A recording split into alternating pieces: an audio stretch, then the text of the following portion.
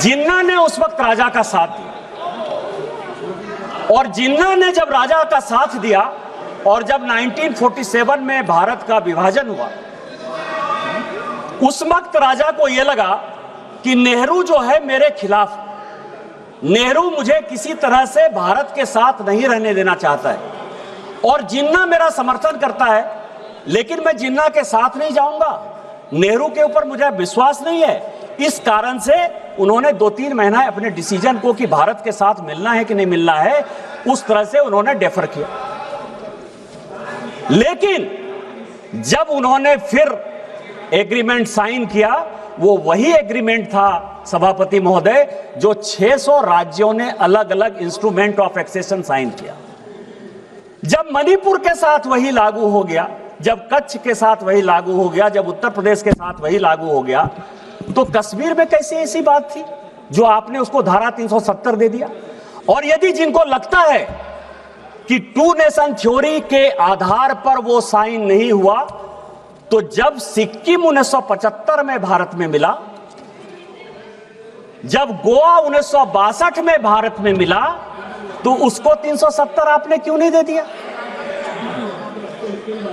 आज जो ये कश्मीर के हालात हैं, उस हालात के पीछे यदि नेहरू गांधी परिवार जिम्मेवार है, तो हम जिम्मेवार नेहरू जी को ठहराएंगे या नहीं ठहराएंगे? इसमें प्रियंका गांधी और राहुल गांधी को परेशानी क्या है? ये आप कह रहे हो, मैं आपको दूसरी बात कर रहा हूं। चाइना की बहुत बात, जितने अखिलेश यादव जी बोले चाइना के बारे में बोले, कनिमोझी जी चाइना के बारे में बोली, सुप्रिया जी चाइना के बारे में बोली, जितने अपोजिशन के आदमी हैं सब चाइना के बारे में बोल रहे हैं। सुप्रिया ने बोला, नहीं बोला, मना कर दिया। अब आपको मैं बताऊं सर, इस देश में क्या क्या हुआ सभापति महोदय। 1985 का एक CIA का डॉक्यूमेंट हमने रिलीज किया, खुद ही ट्वीट किया, और उसने ये कहा कि कांग्रेस पार्टी के 40% सांसद सोवियत रूस के लिए मुखबिरी करते थे, उनसे पैसा लेते थे, उनसे पैसा लेकर चुनाव लड़ते थे। आज तक कांग्रेस के किसी आदमी ने उसके ऊपर डिफेमेशन नहीं किया। 1962 के युद्ध के पहले 1961 में बेलग्रेड सम्मेलन हुआ। मैं आपको बता रहा हूं कि आप लोगों ने कहा कि पड़ोसी देश ने क्या किया।